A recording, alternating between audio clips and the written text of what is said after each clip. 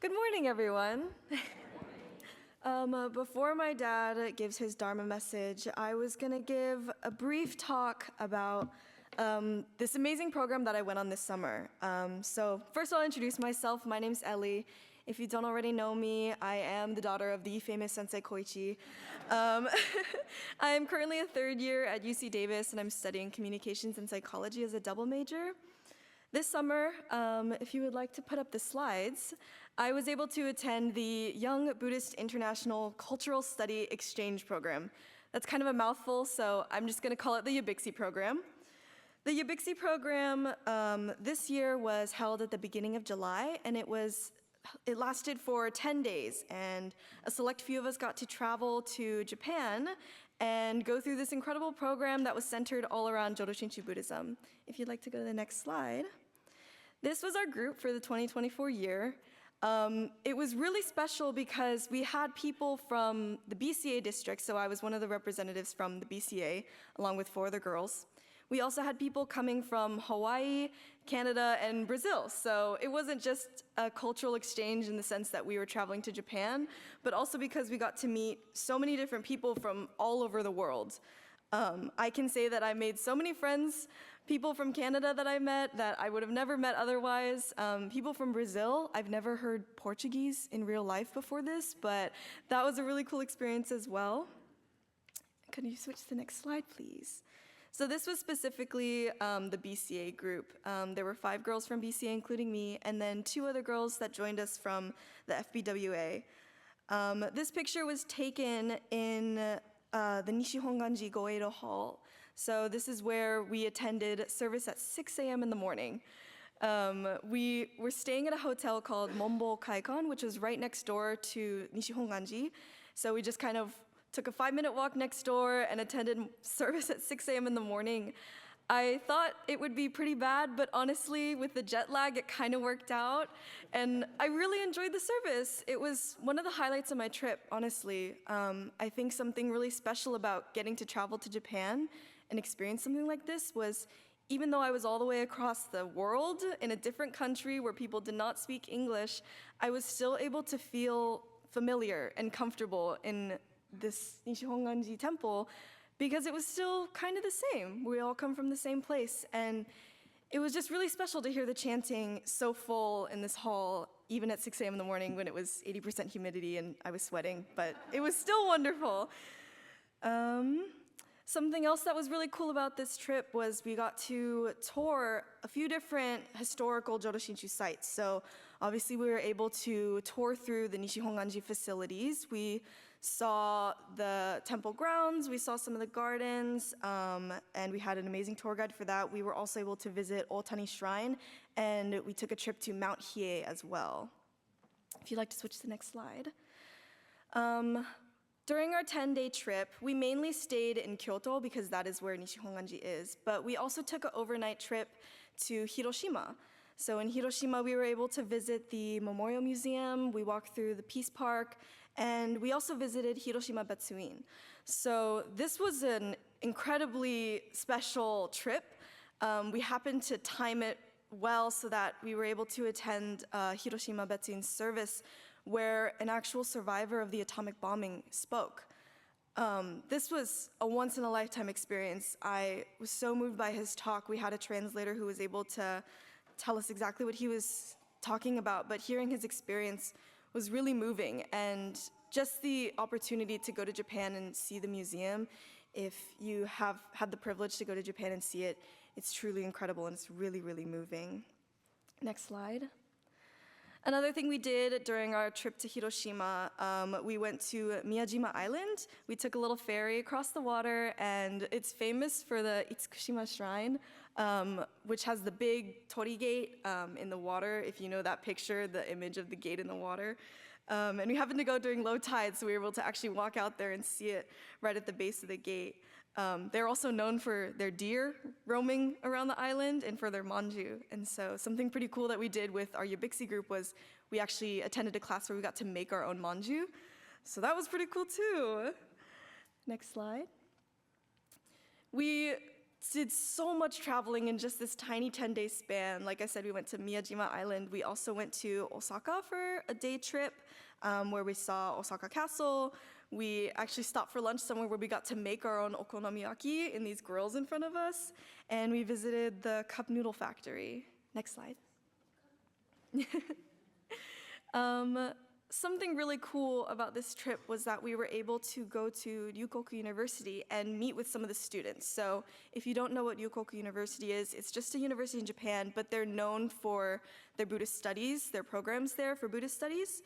And they had this really cool event where the Ubixi participants got to show up to Ryukoku University and meet with some of the students. And we all got to know some of them, talk to them. They all spoke English. It was a really cool way to meet people actually from Japan. They had a activity where they were supposed to try and teach us some like lingo, some like Japanese lingo that we might not learn about in the textbooks, things like that. But I can't say I really remember any of it, so I can't share it with you today.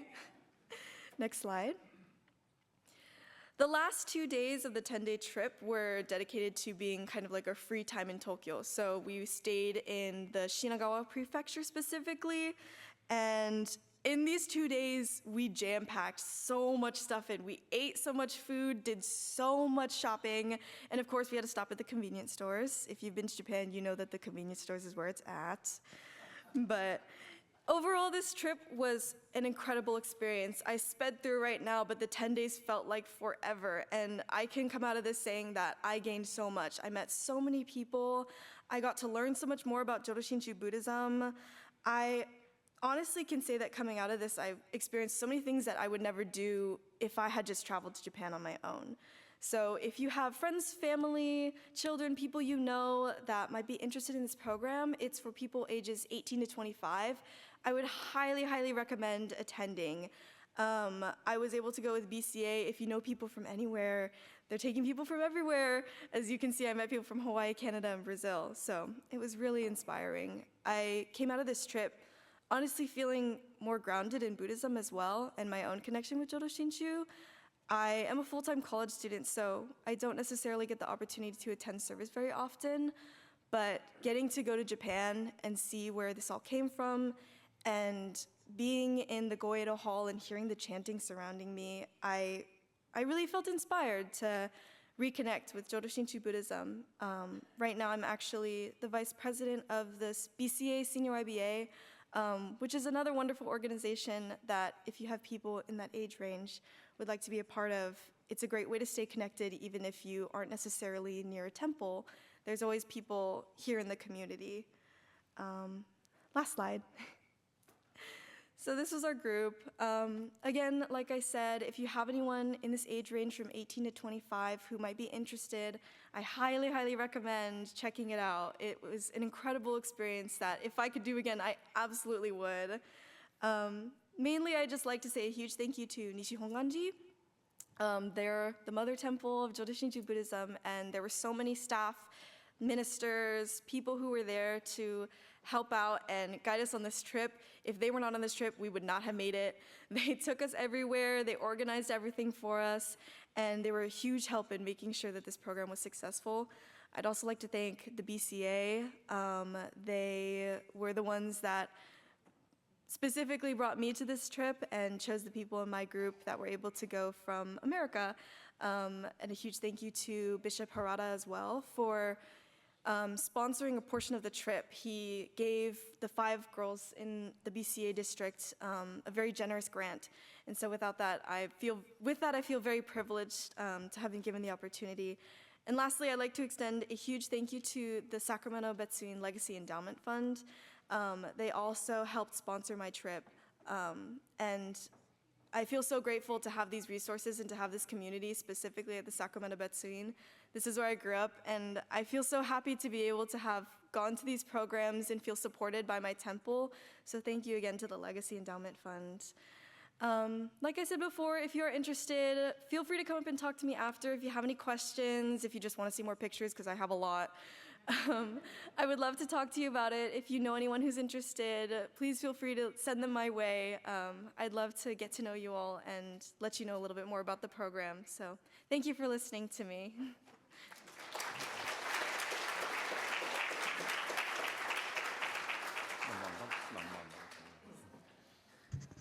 Okay, that should be it for this morning, I think. I think that about covered it, Sensei. I said we should have just done that. I think that would have been fine. But good morning, everyone. As Sensei mentioned, today is our Eitaikyo service. So before I begin, I'd like to ask, how many of you were able to attend last week's service at the Stockton Buddhist Temple? Oh, that's not that many hands.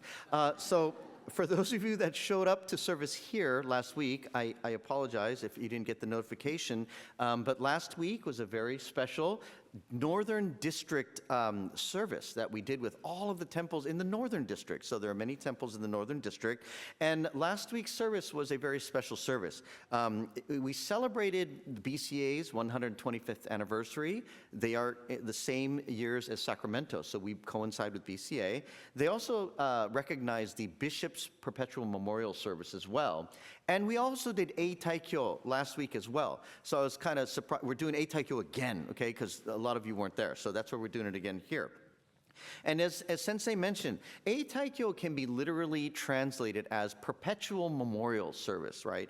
And the meaning behind that, as he mentioned, is to remember all of those that came before us, right? That made it possible for us to be here today. All of the sacrifices, just existence, right? For us to be here today. And we here at Sacramento, and you always hear the announcements at the end of service, right? There's a very busy place. A lot's going on here all the time. We have events, we have fundraisers, we have cultural activities. There's so many things that are happening here. And it makes us all realize that none of this could ever be pulled off. None of it could ever occur without the efforts of so many people. So many people are required to make any event happen here. People that you don't even think about that are behind the scenes doing the registration, people that you never see at the actual event, right? So we realize this, and that's kind of what this means as well, to think about all of the people. We always thank people when they help, right? We thank you for helping at Bazaar, thank you for working. But how often do we stop and think about those that were not physically working at the event, but all the people that came before us? We celebrated, I think we had was it 76th Bazaar this year? So we said, thank you for working at Bazaar. But what about the other 75? There were people that worked 75 bazaars prior to this one. So thank you for coming up with the idea of Bazaar. Thank you for working so hard 75 years ago at a time when the Bazaar didn't exist. Thank you for creating this tradition that we are all able to participate in and uphold in. I know Stuart and I sometimes aren't saying thank you. We're kind of like, oh, Bazaar, you know. But truly, after it's over, I think we all feel a tremendous sense of gratitude that we are fortunate to have all that history before us to be able to do these things. So that's really what this is about. And I wanted to expand a little bit more on Ellie's Japan trip synopsis. You did a great job, by the way. You did a really good overview of what that was. So Matt, if you would be so kind as to have a really but this kind of shows what the Nishihonganji grounds look like as you come in off the main street and you walk into the temple grounds. Look at how beautiful it is. It's this vast property, immaculately kept, and the doors are open for all people to come in. As Ellie mentioned, 6 a.m. service every day, every morning, 6 a.m. And everybody is welcome to attend. Unfortunately, we're not allowed to take photos of the interior of the building. That's not me subscribing, so you're not. And you'll notice there are 2 buildings there, right? What makes this Nishihonganji temple ground kind of unique and interesting is that there are 2 main halls. One is called the Amida-do, and that is the Amida Hall. And the other one, Ellie kind of referenced it, it's called the Goedo, right? It's the Founders Hall. So the Amida Hall, much like our Onaijin, features Amida as its central object of reverence, right? Amida is in the center of that, so that's similar to what we do. But since it is Nishihonganji, which is the home of Jodo Shinshu, specifically our school of Buddhism, they have a whole separate hall for Shinnan Shonin, right? So there's a whole separate hall. So at that 6 a.m. service, you wake up in the morning and you begin in the Amida Hall, and then we chant maybe Jusege or something like that, because that's from the larger sutra. And then we move halls to the other hall, and then we chant Shoshinge, which is from Shinnan, Shonin's work. So there's a lot there. And when you go, there are ministers. There are the full-fledged ministers, and they're all the ordained trainees. So whenever you go, there's like 20, 30 ministers up at the front. So as Ellie mentioned, when you enter these halls, and remember, this hall was built, Nishihonganji was constructed, I think, in 1591. So that's about a little over 400 years. It's because it was destroyed by Nobunaga, right? It was destroyed in Osaka, so they had to rebuild. So you can imagine this 400-year-old building with a lot of ornate wood and construction. And Ellie did not emphasize the heat as much as... So, Japan in July is a bit challenging, okay? We'll just say that. And you would think at the 6 a.m. hour, oh, how wonderful it is to wake up at 6 a.m. once in a while, to breathe in the crisp, cool air. There is no crisp air at 6 a.m. in Japan. So you wake up from this Mombo Kaikan, you exit the building, and you walk to the hall. Immediately when the sliding doors open, you are hit with this wall of humidity, and it is hot, and it is humid. And as you enter these halls, this Amida Hall, this Founders Hall, you're surrounded by, I don't know how to say it other than it's just an existence of heat. And you are surrounded by this wood structure. There is no air conditioning, right? They might have, if you are lucky, a fan or two. And so strategically, you get there early so you can be closest to the fan. And as I was chanting Shoshinge in this hall, it is a beautiful experience because, as Ellie mentioned, this is the thing that ties us together. And this is when we talk about Eitaikyo and the connection to all the past and all the people that came before us. The reason we chant is because it is a fundamental part of our tradition. And the reason we don't change it to English and translate it and modify it, the reason we are so detailed in how we do it and how we do our ritual is because it ties us back to the centuries and centuries of how it's been done all those years. And when you enter that hall and you're inside and you are in this vast space, tatami mats, people sitting seiza, and you hear them chanting in unison, it is a powerful feeling. I didn't realize that I would be that deeply affected. And it ties you all the way back to here, all the way to thousands and thousands of miles in Japan, and to even hundreds and hundreds of years into history. And it just ties you together, and you feel how much you are a part of something so much larger than just yourself. Like you truly feel it. It's an amazing feeling. And that was really something that I'll take away. Despite the fact that you're trying to hold it together and you're beating sweat down your face. And you're looking at these Japanese people and you're like, why don't they sweat? How come they don't sweat? So as I was trying to hold it together and do my chanting in order and not lose my place in the book, and represent BCA and represent America, right? I don't want to be that bad American. I'm trying to hold it together, but of course, due to the heat and the suffering, my mind would wander, and I would be waiting for that fan, ooh, and come. And for me, when I was younger, my mother would take us to Japan when we were younger, so we would spend months there. And it would always be in the summertime, because that's when we were off. So I attribute Japan to humidity and intense heat. And I also attribute that fan to Japan. That feels like Japan to me, the little fan. And it's got to be the circle one on the stand, the little, not these cool Dyson ones, right, the fancy ones. The interesting thing to me about the fan is, as you are sitting in this extreme heat, trying not to pass out, and when that fan hits you, it is a wave, is it not? It is the most glorious feeling you have ever felt in that moment as that cold air rushes over your body. And you're sitting here knowing that that coldness will be so brief and so fleeting, and it's going to go away really quick, right? So when it comes, you soak it in. You embrace every little bit of it because you know it will be gone. And as I was experiencing this fan in this hall, I couldn't help but thinking that is such a essential teaching of Buddhism, of impermanence, of our change. All these things that come into our lives, when they come, if it's something good, It is fleeting, so we must appreciate it and feel that deep gratitude. And even if it's something bad, when it comes, we can endure it because we know it will not last forever. We will be able to get through it because that too will change. But the other thing sometimes you imagine, why I wish the fan would not oscillate and it would just stay on me. Forget these other people. They don't sweat anyway. They don't need it. And sometimes you may wish, I wish the coolness of this fan would remain on me. But what would happen if that were the case? Same with your life. I wish only good things would happen to me. I wish I could only be lucky all the time. That is not the reality and the condition of our human life, right? Things must ebb and flow. Things must change. Because if things were always good, then what would good be? What would good be? If things were always good, then that's what the standard would be. We need the contrast of both things to happen.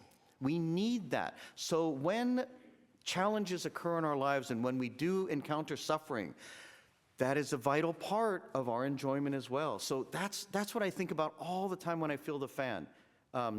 Although you wish it was on you all the time, if it was focused on you all the time, you'd end up getting used to it and you wouldn't feel the cool anymore.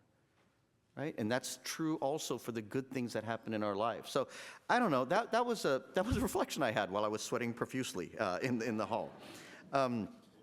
So anyway, I just wanted to reiterate Ellie's point about if you have the opportunity to do this, please contact one of our temple leaders. We will announce it when we get notice from them, because one of our Jodo Shinshu International Office, that's another branch, they plan the trip. So parents and people in high school and college age, keep an eye out for that. So the most important thing for us to realize is, as we think about our past, and as we think about all the people that came before us, we feel gratitude. That's important, right? To feel gratitude for the past. But I also believe that the most important thing is, in reflecting on how the past affects us, I think it's equally important for us to realize we will affect the future. We are the past, someone else's future. So as we think about the past, I think it's also important to think about how we will conduct and live our lives. Will you live a life that is only for your own benefit? Or will you live a life that inspires others? Will you live a life that brings positive energy to other people? Or will you live a life that even touches people in a meaningful way? So I want you to please think about how you wish to live your life, knowing that everything you do will affect all the people in all the world around you. Please join me in Gassho. As we think of all of those who came before us that made our existence possible, we cannot help but feel a deep sense of gratitude. And with this gratitude comes understanding, an understanding that we are also responsible for the future, just as those in the past are responsible for our present. So let us aspire to live our lives with great care and consideration to shape a better future for everyone. Namo Amida Butsu. Namo Amida Butsu. Namo Amida Butsu. Namman Butsu. Namman Butsu.